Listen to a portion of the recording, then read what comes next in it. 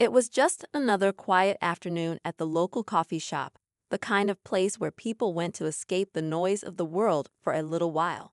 Sunlight streamed through the large windows, casting a warm glow on the wooden tables. The hum of conversation mixed with the sound of coffee machines hissing and cups clinking.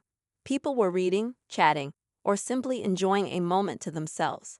Among the crowd was Marcus, a tall black man in his mid-30s, sitting at a corner table with his laptop open. He was dressed casually in a dark hoodie and jeans, the kind of outfit that didn't demand attention but still carried a quiet confidence. Marcus had been working on a presentation for his community outreach project, his headphones in, fully immersed in his work. He was the kind of person who didn't just talk about change, he made it happen. From mentoring kids to organizing local events, Marcus was a familiar face in the neighborhood. But today, his focus wasn't on any of that. Today, he just wanted to finish his work in peace. Across the room, however, sat someone who had already taken notice of him. A woman in her late 50s, with neatly styled blonde hair and a crisp blazer, seemed unusually fixated on Marcus. She sipped her latte, her lips pursed as she occasionally glanced in his direction. Her name was Deborah. To anyone looking, she might have seemed like your average suburban grandmother, respectable, polished. But the furrow in her brow and the tightness in her jaw revealed a storm brewing beneath the surface. As the minutes ticked by, Marcus continued typing, oblivious to the growing tension just a few feet away. It wasn't until Deborah abruptly stood up, her chair scraping loudly against the floor, that the energy in the room shifted. Heads turned as she walked purposefully toward Marcus's table, her heels clicking against the tile floor like a countdown to something no one had quite expected. "Excuse me," Deborah said, her voice cutting through the air like a cold blade. Marcus looked up, startled, pulling out one of his earbuds. He blinked at her, trying to place the sudden interruption. "Yes, can I help you?" he asked, his tone polite but cautious. Deborah crossed her arms, her expression sharp. "I've been watching you," she began, her voice low but firm. "And I have to say, people like you don't belong here." The room fell silent. Conversations halted mid-sentence. Even the barista behind the counter froze, holding a steaming cup in midair. Marcus tilted his head slightly, unsure if he heard her correctly. "I'm sorry, what?" he said, his brows furrowing. "You heard me," Deborah snapped. Her voice rose now, carrying across the room. "You should go back to Africa where you came from." A collective gasp rippled through the coffee shop. People exchanged shocked glances, some pulling out their phones to record the unfolding scene. Marcus stared at Deborah, his expression unreadable, as if processing the weight of her words. For a moment, it seemed like time stood still. All eyes were on Marcus. The tension was suffocating, the kind that made everyone hold their breath, waiting to see what would happen next. And then, he stood up. Slowly, deliberately, Marcus rose from his chair, towering over Deborah. He didn't look angry. He didn't yell or retaliate. Instead, his calm presence was almost more powerful than anything he could have said in that moment. He looked around the room, at the faces watching, some horrified, some curious, some just waiting for the drama to unfold. Then, with a steady voice that carried both strength and grace, he said something no one expected. Marcus let the weight of the moment settle before speaking.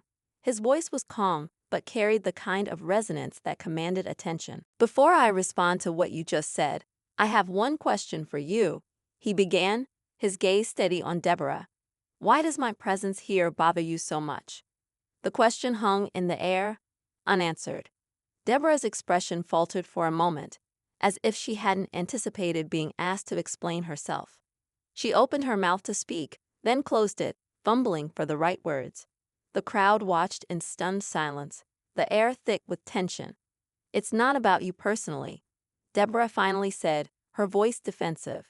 "It's about people like you, always acting like you own everything, taking over spaces that don't belong to you. It's not right." Marcus blinked, digesting her words. He didn't respond immediately, giving the weight of her statement time to settle not just with him but with everyone listening.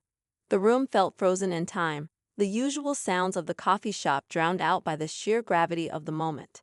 "People like me," Marcus repeated, almost as if testing the phrase on his tongue. He glanced around the room, catching the eyes of a few people who seemed genuinely uncomfortable with what they'd just heard. Others looked intrigued, their phones still recording, waiting to see how he'd react. Deborah, emboldened by his silence, continued. Yes, people like you. This isn't your home, and you know it. I'm just saying what everyone else is thinking but is too afraid to say out loud. A murmur rippled through the crowd at that, a mix of disbelief and shock. A man sitting near the counter shook his head in disgust, while a younger woman at a nearby table whispered something to her friend. Marcus took a deep breath, his composure unshaken. He looked at Deborah again, this time with a faint hint of sadness in his eyes. You don't know me, he said softly. You don't know where I'm from or what I've been through. You don't know my story. But since you brought it up, maybe it's time you heard it. The crowd leaned in, curiosity replacing the initial shock. Even Deborah seemed caught off guard by his response. Marcus stepped back slightly, giving himself some space, and gestured toward the seat she'd left vacant. Sit down, he said, his tone firm but not unkind. If you're going to judge me, you should at least know who you're talking to. Deborah hesitated, her face flushing with a mix of anger and confusion. I don't need to sit down, she snapped, but there was uncertainty in her voice. That's fine, Marcus said, shrugging slightly. You can stand if you want. Either way, you're going to listen. And so is everyone else. The room was utterly silent now, the air heavy with anticipation. Marcus glanced around, addressing not just Deborah, but the entire audience that had unwittingly become part of this moment. I was born and raised right here in this city, he began, his voice steady. My grandparents moved here during the Great Migration, fleeing the Jim Crow South in search of a better life. They worked hard, saved every penny, and built a home, not just for themselves, but for future generations, for me. So when you say I don't belong here, you're erasing everything they sacrificed to make sure I do belong. Deborah shifted uncomfortably, but Marcus wasn't finished. My parents taught me the value of education, hard work, and standing up for what's right. I grew up in a neighborhood not far from here, and yes, it wasn't perfect, but it was my home. I went to the schools here, played in the parks, and learned what it meant to be part of a community. And now, as an adult, I give back to that community every chance I get. I mentor kids, organize events, and work every day to make this city a better place for everyone, not just for people who look like me, but for everyone. His words resonated deeply, and for the first time, Deborah's defiance seemed to waver. She opened her mouth as if to respond, but Marcus held up a hand to stop her. Let me finish, he said, his tone firm but not aggressive. Because this isn't just about me. It's about something bigger. You said, I don't belong here, but have you ever stopped to think about why you feel that way? What is it about me sitting here, quietly working, that makes you so uncomfortable? Is it really me? Or is it something you were taught, something you've never questioned? The question lingered in the air, heavy with meaning. Deborah looked away, avoiding his gaze. Marcus continued, his voice softening slightly. I get it. Fear is a powerful thing. It makes people see enemies where there are none. It makes people build walls instead of bridges. But here's the thing, I'm not your enemy. I'm just a man trying to live his life, just like you. The crowd was spellbound. Even the barista, who had been quietly preparing drinks behind the counter, stood still, listening intently. And as for your suggestion, Marcus said, his voice taking on a sharper edge, telling me to go back to Africa. Do you even hear yourself? Do you know how hurtful, how ignorant that is? My ancestors didn't come here by choice. They were forced onto ships, stripped of their names, their identities, their humanity, and brought to this land in chains. They endured unimaginable suffering, but they survived. And because they survived, I'm here today, standing in front of you. And I will not apologize for that. The room erupted into applause, spontaneous, heartfelt, and loud. Some people stood up, clapping and cheering, while others wiped tears from their eyes. Deborah looked around, clearly taken aback by the reaction. But Marcus wasn't finished yet. You can keep your hatred, he said, his tone measured but unyielding. You can cling to your fear and your prejudice if that's what you choose. But just know this, it says more about you than it ever could about me." With that, he picked up his laptop and slid it into his bag, preparing to leave. But before he walked away, he turned to Deborah one last time. "You have a choice," he said, his voice softer now. "You can keep living in the shadows of ignorance, or you can step into the light and see people for who they really are. The choice is yours." The story felt unfinished, the tension still lingering in the air as Marcus walked out of the coffee shop. Deborah stood there, frozen, as if she were grappling with something she'd never had to face before. The crowd slowly began to disperse, conversations buzzing with everything they'd just witnessed. And yet, even as the coffee shop returned to its usual rhythm, the moment stayed with everyone. It wasn't just about what had been said, it was about what hadn't been resolved. As Marcus walked out of the coffee shop, the air outside felt colder than it had before. He slung his bag over his shoulder and paused for a moment, staring at the horizon where the sun was beginning to dip. The adrenaline from the confrontation hadn't worn off yet. His heart was still beating fast, but not from fear or anger. It was something else, a strange mix of exhaustion and determination. He knew what had happened back there would stick with him, not just because of Deborah's words, but because of how easily she had said them, as if they were second nature. It wasn't the first time he'd heard something like that, but it was one of the few times he'd chosen to confront it head-on. As he turned the corner onto a quieter street, his phone buzzed in his pocket. He pulled it out and saw a message from Lisa, one of his closest friends.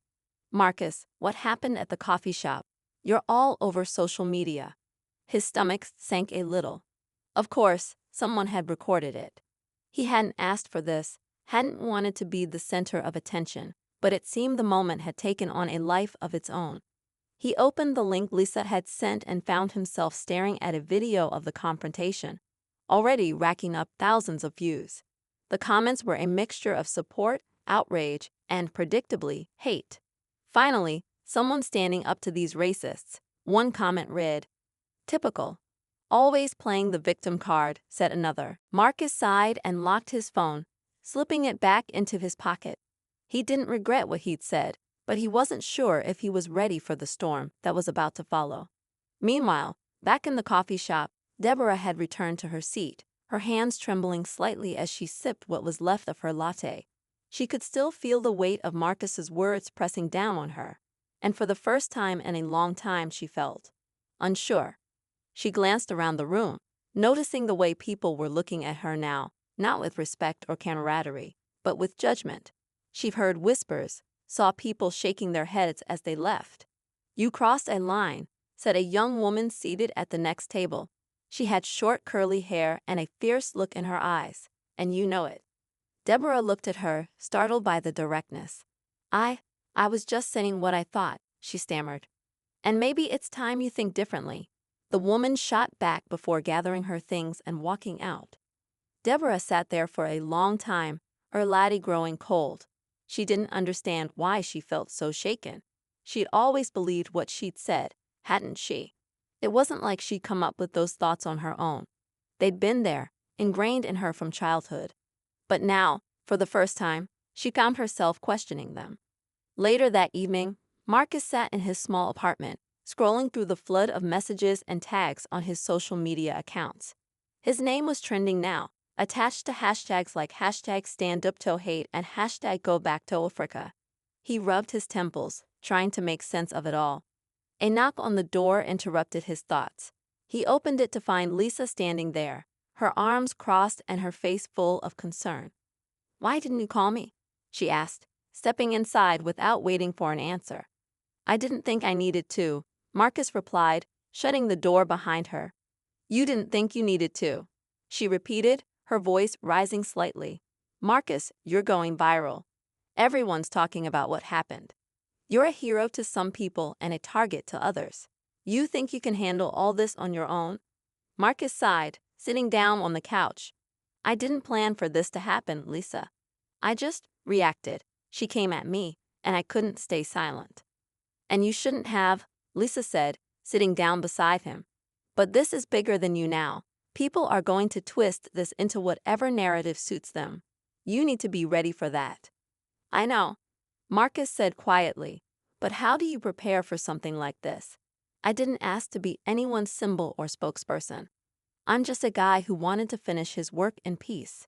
Lisa reached out and placed a hand on his shoulder. You're more than that, Marcus. You've always been more than that. And maybe this is your chance to show people what that means. While Marcus wrestled with his newfound spotlight, Deborah was experiencing her own kind of reckoning. She sat alone in her living room, staring at the TV where a news segment about the incident was playing. The video, which has already been viewed over 500,000 times, has sparked a heated debate online, the reporters said. Some are calling Marcus a hero for standing up to racism, while others are defending Deborah, saying she was simply expressing her opinion. Deborah felt a pang of anger and humiliation. She hadn't meant for any of this to happen. She wasn't a bad person, was she? She'd spent her life working hard, raising her kids, contributing to her community. But as she replayed Marcus's words in her mind, something began to shift. What if he was right? The thought unsettled her. She'd never considered herself racist. That word was for people who hated others openly, who shouted slurs and committed terrible acts. But was what she'd said any better? Her son, Jason, came into the room then, holding his phone. He was in his 20s, tall and lanky, with the same sharp features as his mother. Mom, he said, his tone cautious, we need to talk. Deborah looked at him, her defenses already rising. If this is about that video, I don't want to hear it. Well, you're going to, Jason said, sitting down across from her, because it's everywhere, and people are saying some pretty harsh things about you. I don't care what people think, Deborah snapped, though her voice betrayed her. Maybe you should, Jason said softly, because, Mom, what you said wasn't okay. Deborah froze, staring at her son. You're taking his side. It's not about sides, Jason said, his tone patient but firm. It's about what's right. And what you said, it hurt people. It hurt me. Deborah's breath caught in her throat. You? Jason nodded. Yeah, me. I've got friends who would have been crushed to hear something like that. People I care about. Do you even realize how much damage words like that can do? Deborah looked away, her chest tightening. She didn't know what to say. I'm not asking you to change overnight, Jason continued. But maybe it's time you start thinking about why you feel the way you do. Where those feelings come from. Because if you can't do that, then I don't know how we move forward. Jason stood up, leaving Deborah alone with her thoughts. Back in his apartment, Marcus was finally starting to feel the weight of the day lift, thanks to Lisa's steady presence. But as he scrolled through his phone one last time before bed, he saw a message that stopped him cold. It was from an unknown number, and it read, "You better watch your back." Marcus stared at the screen, the tension he tried so hard to let go of creeping back in. He locked his phone and sat there in the darkness, wondering what tomorrow would bring. The conflict wasn't over. If anything, it was just beginning. The next morning, Marcus woke up to another flood of notifications. His phone buzzed incessantly on the bedside table, each alert a reminder that his life had changed overnight. Reluctantly, he picked it up and started scrolling. The video from the coffee shop had now surpassed 1 million views, and his inbox was full of messages, some from friends and family offering support, but many from strangers. Some praised him, calling him brave and inspiring. Others hurled insults, laced with threats that made his stomach churn. Marcus rubbed his face and set the phone down. He'd hardly slept, the anonymous threat from the night before replaying in his mind. He didn't know whether to take it seriously, but the thought of someone acting on it kept him on edge. He glanced at the window, checking that it was locked, and made a mental note to be more cautious. Lisa called shortly after, her voice sharp and full of concern. Marcus, are you okay? I saw some of the comments. People are taking this way too far. I'm fine, Marcus lied, pacing the small living room. It's just words. They can't hurt me. Lisa sighed heavily on the other end. Words can lead to actions, Marcus. Don't downplay this. Do you want me to come over? No, it's okay, Marcus said, though he wasn't entirely sure he meant it. I just need some time to think. Promise me you'll call if anything happens, Lisa said firmly. I promise, Marcus replied, though his voice lacked conviction. Meanwhile, Across town, Deborah sat in her kitchen, staring at a cup of untouched coffee. The events of the previous day still weighed heavily on her, and the conversation with her son had replayed in her mind all night. Jason hadn't come home after their talk. She texted him, but he hadn't replied. That hurt more than she wanted to admit. Her thoughts were interrupted by a loud knock at the door. Startled, she got up and opened it to find her neighbor Karen standing there with a concerned expression. Karen was a friend, at least that's what Deborah had always considered her. They'd shared countless conversations over the years, usually over fences or in grocery store aisles, and she often felt like Karen understood her. "Deborah, I saw the video," Karen said, stepping inside without waiting for an invitation. Deborah's face flushed with embarrassment. I didn't mean for it to go that far," she stammered, closing the door behind her. Karen crossed her arms, her tone sharp. "Well, it did. And now everyone in town is talking about it. Do you have any idea how this makes us look?" Deborah frowned, confused. "Us?" "Yes, us," Karen said, her voice low and pointed. "The people who are just trying to protect what's ours. You were saying what needed to be said, and now they're making you out to be some kind of villain." Deborah felt a pang of unease. Karen's words were meant to be comforting, but instead, they felt heavy, suffocating. "Maybe I shouldn't have said it," Deborah admitted quietly. "Maybe I was wrong." Karen's expression hardened. "Don't let them make you doubt yourself, Deborah. You were standing up for something important. Don't let this Marcus guy turn it into something it's not." The mention of Marcus's name made Deborah's chest tighten. She didn't want to admit it, but his words had struck a chord deep within her. She'd seen something in his eyes that she couldn't shake, something honest, something real. "I need to think about this," Deborah said, her voice unsteady. Karen scoffed. "Think about what? What's there to think about? You're either on the right side or the wrong side, Deborah." Deborah didn't respond. She just stood there as Karen walked out, slamming the door behind her. By midday, Marcus had decided to step outside for some air. He couldn't let fear trap him in his apartment. He headed to a local park, a quiet place where he often went to clear his mind. As he walked along the path, he noticed people staring at him. Some with recognition, others with curiosity.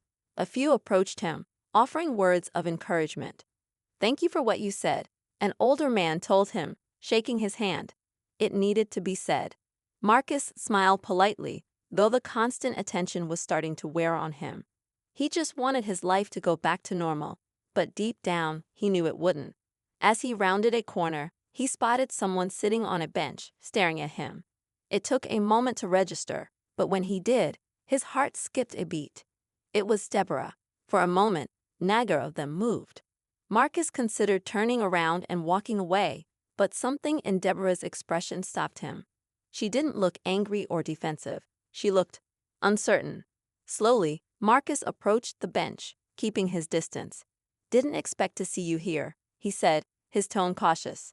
Deborah looked up at him, her eyes heavy with something he couldn't quite place. "I didn't expect to be here," she admitted. There was a long silence between them, broken only by the sounds of birds chirping and leaves rustling in the wind. "I've been thinking about what you said," Deborah finally said, her voice quiet. "About your family, your story.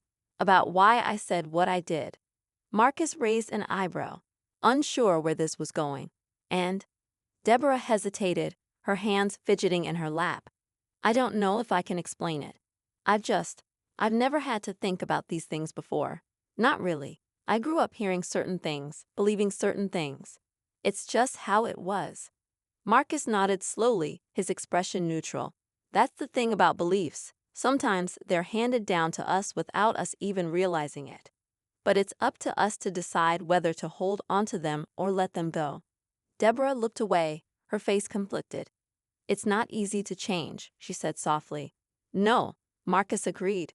"It's not, but it's necessary." Before either of them could say more, Marcus's phone buzzed again. He glanced at it and saw another anonymous message. "You're making too much noise. You need to stop." His grip tightened on the phone, a chill running down his spine. Deborah noticed his change in demeanor. "Is everything okay?" she asked, her voice tentative. Marcus slipped the phone back into his pocket and forced a small smile. Yeah, everything's fine. But it wasn't. The tension had reached a boiling point, and Marcus knew that the storm brewing around him was far from over. Marcus tried to shake off the chill that had crept into his bones from the message. He could feel the tension in the air, and no matter how much he told himself everything would be okay, something gnawed at him. Deborah noticed the shift in his demeanor but said nothing. There was a quiet understanding between them now, something that hadn't been there when they first met. They'd both been swept up in a storm of words, but now the silence felt like a heavier burden than anything either of them had said. As they sat there, the park around them seemed quieter than usual. It was almost as if the world was holding its breath, waiting for something to happen. Marcus felt a strange sense of urgency, but he couldn't pinpoint where it was coming from. Deborah shifted uncomfortably, glancing around as if she could feel the eyes of the world on her. I don't know what's going to happen next, she said finally, her voice barely a whisper. I don't either, Marcus replied, his voice steady but laced with an undercurrent of uncertainty. Just as he was about to say something else, his phone buzzed again. This time, when he looked at the screen, his blood ran cold. It wasn't an anonymous message. The name on the screen made his stomach twist in a way he hadn't expected. It was a video. Before he could think twice, he clicked it open. The video started with a shaky, handheld shot of the coffee shop, and then the camera turned to reveal someone who hadn't been there before. Jason, Deborah's son. He was standing in front of the camera, his face a mask of anger and frustration. You all think you know what's going on, Jason said, his voice harsh. But you don't. You don't see what my mom's been through. You don't understand why she says the things she does. The camera jerked again as Jason moved, and suddenly it was focused on a poster on the wall of the coffee shop. It was an old community flyer, one that Marcus had seen before. But it wasn't the flyer that made Marcus's heart race. It was the group of men standing around it. They were dressed in black, their faces hidden under hoods and masks. That's right, Jason continued, his voice growing louder. People like Marcus don't get it. People like me, we're just supposed to sit back and let people tell us what's right. But you know what? It's time to take action. Marcus's mind raced. His fingers trembled as he watched the video, the realization hitting him like a wave. Jason wasn't just angry. He was connected to something far darker than Marcus had anticipated. The video ended abruptly, leaving Marcus staring at his phone in shock. For a moment, his breath caught in his throat as he processed what he had just seen. What is it? Deborah asked, her voice shaking as she leaned toward him. Marcus didn't answer immediately. He was still trying to make sense of the implications. Deborah's son, someone he'd known as a quiet, reserved young man, was now mixed up with people who had an agenda, a dangerous one. Jason's involved with a group, Marcus said, his voice strained.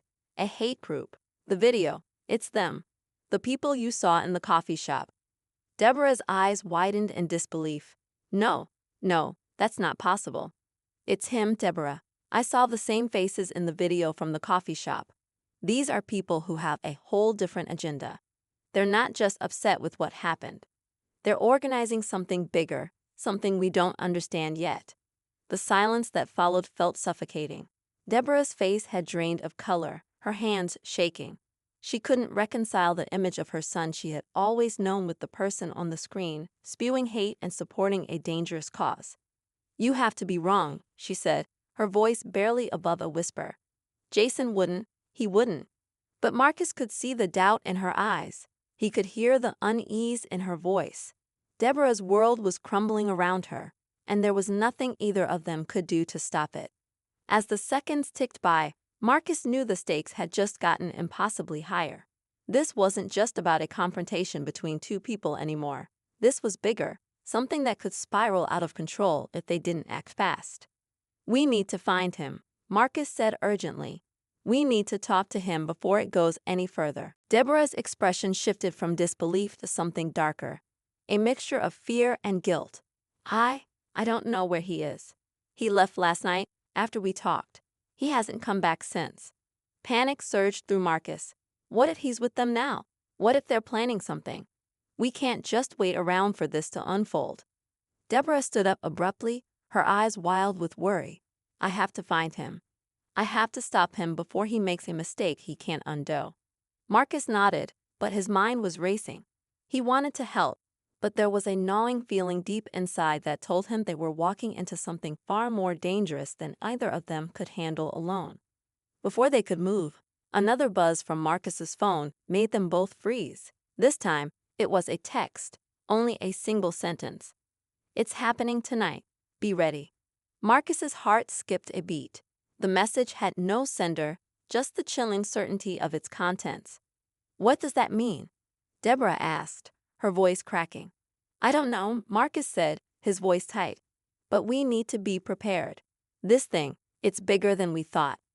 Deborah was already pacing, her eyes darting as if she were mentally piecing together a plan. We need to stop him. We can't let him go through with this.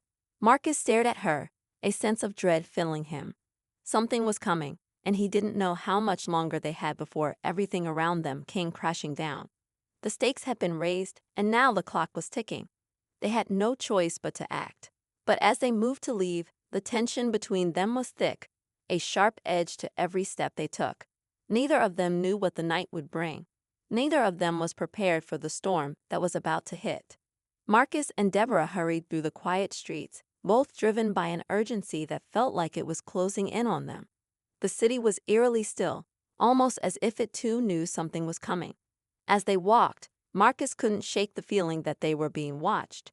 His every instinct screamed that they were walking into a trap, but they had no choice. They had to find Jason before it was too late. They reached the area where Marcus had seen Jason and the others gathered before, the same neighborhood where the hidden group had their influence. It wasn't a place you'd find many people at night, the streets dimly lit and the sounds of everyday life distant. The tension between them was palpable. Deborah was on edge, her eyes scanning every corner, but Marcus could see the doubt creeping in. She knew this could end badly, but there was no turning back. As they approached an old building near the edge of town, the hair on the back of Marcus's neck stood up. There, in the shadows, he saw the familiar figures of men standing guard, exactly as in the video. They were waiting for something, waiting for someone. We're close, Marcus said, his voice barely above a whisper. Deborah didn't answer. She was focused, her face determined yet filled with fear. I'm going in, she said, her tone final. Marcus grabbed her arm before she could take a step. Deborah, you don't know what's inside. You don't know what they're planning. But she yanked her arm free. I don't care. I have to stop him. Before Marcus could protest further, Deborah moved toward the building, her pace quickening. He hesitated for a moment but then followed her. He had no choice. They slipped into the alley behind the building, hearts racing as the faint sounds of voices grew louder. They crept closer, trying to stay out of sight, but it was becoming clear that they weren't the only ones with an agenda tonight. They reached a small hidden entrance at the back of the building. Deborah pushed the door open slightly, careful not to make any noise. Marcus could feel the weight of the moment. This could be the turning point. The place was dimly lit, the air thick with tension. Inside, the room was packed with people, more than Marcus had expected. Some were standing in tight groups, their faces covered, while others were sitting in the shadows, waiting. At the far end of the room, standing on a makeshift platform, was Jason. His face was a mix of anger and something else, something colder.